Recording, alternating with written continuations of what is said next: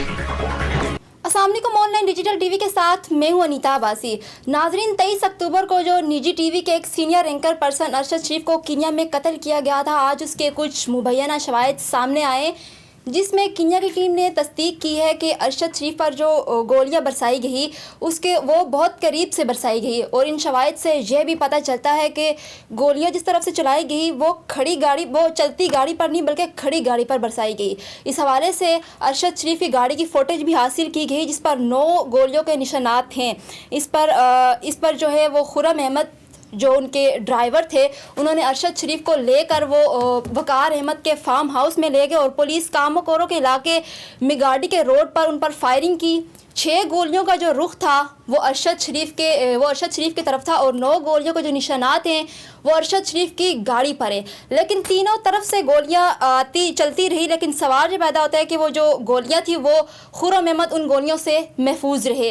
लेकिन जो 3 गोलियां थी उनमें से एक गोली साइड के शीशे से आके गुजरी और एक गोली जो है वो गाड़ी के बोनट से आके उनके सीने पे आके लगी, यानी एक सर पे लगी और एक आके सीने पे लगी। लेकिन जहाँ एक अहम सवाल पैदा होता है, ड्राइवर कैसे महफूज रहा? गोलियां हर तरफ से बरसती रही, हर तरफ से चलती रही, लेकिन जो ड्राइवर था खुर्रम अहमद वो महफूज रहा। इस हवाले से पाकिस्तान के जो तफ्तीशकार हैं वो कीनिया की टीम से राब्ते में हैं और उस बारे में तफ्तीश कर रहे हैं। लेकिन जिस रोड पर उस रात फायरिंग हुई थी उसका जो जर्नल सर्विस है वो ख़ुद उस रोड की निगरानी कर रहे थे। लेकिन इस बात की भी कोई तस्दीक नहीं हुई, कोई बात वाज़ेह नहीं की गई कि फायरिंग जिस रोड पर हुई थी उस रोड पर पत्थर क्यों रखे गए थे। इस हवाले से आज हम बात करेंगे और मेरे साथ कॉल पे मौजूद है सीनियर साफ़ी शहजाद मलिक साहब। शहजाद साहब, बताइएगा कि इस सारे केस के क्या वजूहात है, आप इस केस को कैसे देखते हैं? देखें जी, ये एक वेल प्लान्ड और वेल डिज़ाइन मर्डर था जो वहाँ की पुलिस और कुछ मकामी लोगों के ज़रिए किया गया। अरशद शरीफ को एक अच्छे तरीके से उनको पहले वहाँ लेके जाया गया उस जगह पे, और वहाँ पे उनको फार्म हाउस के अंदर खाना खिलाया गया, उन्होंने रात गुजारी और आखिरी अपनी ज़िंदगी का डिनर करने के बाद वो उस जगह पे लाए गए जहाँ पे उनको मर्डर किया गया। बिल्कुल। और सर, एक अहम बात के कहा गया है कि उन पर उन्हें शदीद तशद्दुद का भी निशाना बनाया गया है, जो कि उनके नाखून भी छीले गए उनकी उंगलियों से और उन्हें मारा भी गया। तो ये हकीकत है? जी बिल्कुल। इस्लामाबाद में जो उनका पोस्टमार्टम हुआ उसमें बिल्कुल डॉक्टर्स ने लिखा है कि उनके 3 उंगलियों के जो नाखून है वो निकाले गए थे। बिल्कुल।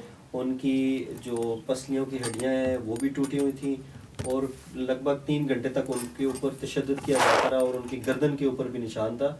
लेकिन एक चीज़ मैं आपको बताता चलूँ कि आपने जैसे बयान किया कि गाड़ी के ऊपर गोलियां हैं लगी, जो है वो निशानात हैं, लेकिन जो इस्लामाबाद के जो डॉक्टर्स हैं उन्होंने लिखा है कि अरशद शरीफ की जो काज ऑफ डेथ है 2 गोलियां हैं जिनकी वजह से उनकी डेथ हुई। उनमें से एक गोली उनको सर पे लगी और दूसरी उनके सीने पर लगी, सीने में लगी, जो उनके फेफड़ों के अंदर से गुजर के क्रॉस हो गई, बाहर निकल गई। लेकिन सर यहाँ एक अहम सवाल पैदा होता है, ये दोनों गोलियां डायरेक्ट लगी हैं, इनडायरेक्ट नहीं लगी, यानी कि वो किसी चीज़ से गुजर के या शीशे या गाड़ी की बॉडी से गुजर के नहीं लगी। वो दोनों गोलियां उनको डायरेक्ट लगी। पहली गोली जो उनके सर में लगी उसने बुरे तरीके से उनके ब्रेन को नुकसान पहुंचाया, उनके दिमाग को नुकसान पहुंचाया। और जो दूसरी गोली जिस गोली का उन्होंने लिखा, दूसरी गोली जो उनके चेस्ट से आर पार हुई है, वो डाउट्स हैं कि गोली आगे से फ्रंट से मारी गई है और पीछे से वो बाहर गई है या पीछे से गोली मारी गई है और फ्रंट से वो बाहर गई है, ये बात। लेकिन सर बताइएगा कि यहाँ एक अहम सवाल पैदा होता है, तीनों तरफ से गोलियां चलती रही, लेकिन जो ड्राइवर था खुर्रम अहमद वो कैसे महफूज रहा?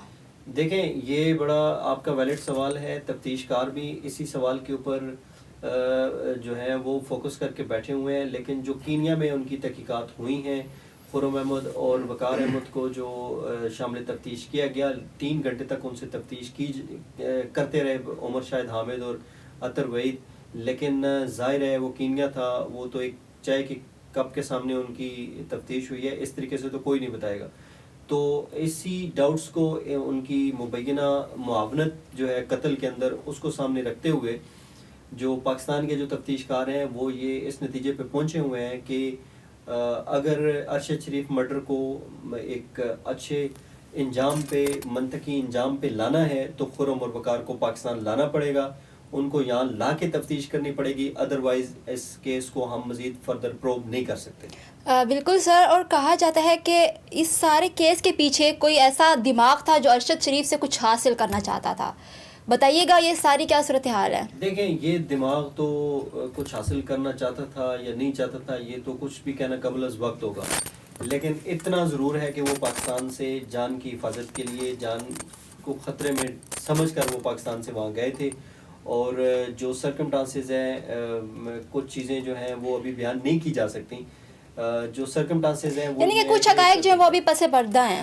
جی کچھ حقائق جو ہیں وہ خرم اور وقار کی جس وقت تفتیش ہوگی پاکستان کے اندر تو وہ سامنے آئیں گے، کن لوگوں سے وہ مل رہے تھے، وہ جس فلیٹ پہ ٹھہرے ہوئے تھے تفتیش کاروں نے اس کی سی سی ٹی وی بھی مانگ لی ہے، آخری جو ڈنر کن لوگوں کے ساتھ انہوں نے کیا تھا اور فارم ہاؤس پہ کون لوگ تھے ان کی آئیڈینٹیفیکیشن بھی پاکستانی تفتیش کاروں نے مانگ لی ہے، اور خاص کر جو سب سے اہم بات ہے ابھی گورنمنٹ آف پاکستان لکھنے جا رہی ہے کینیا کو خرم اور وقار کی پاکستان حوالگی کے لیے۔ سر یہاں میں آپ سے پوچھنا چاہتی ہوں کہ جو خرم احمد ہے وہ بجائے ارشد شریف کو ہسپتال میں لے جانے کے بجائے وقار کے فارم ہاؤس میں کیوں لے گئے؟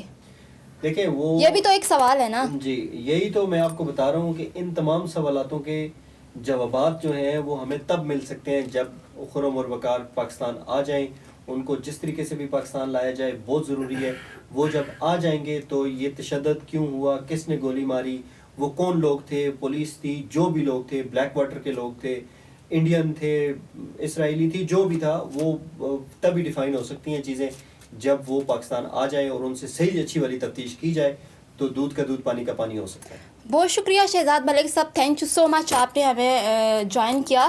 جی ابھی بہت سے حقائق ہیں جو پس پردہ ہے، بہت سی ایسی انویسٹیگیشن ہے وہ ابھی جاری ہیں، لیکن تمام صورتحال کے بعد ہی پتہ چلے گا جب ساری تحقیقات اکٹھی ہو جائیں گی، تمام شواہد جو ہیں ان تمام ثبوت تو مل جائیں گے۔ فی الوقت کے لیے اتنا ہی، اگلے پروگرام تک کے لیے مجھے دیجیے اجازت، اللہ نگہبان۔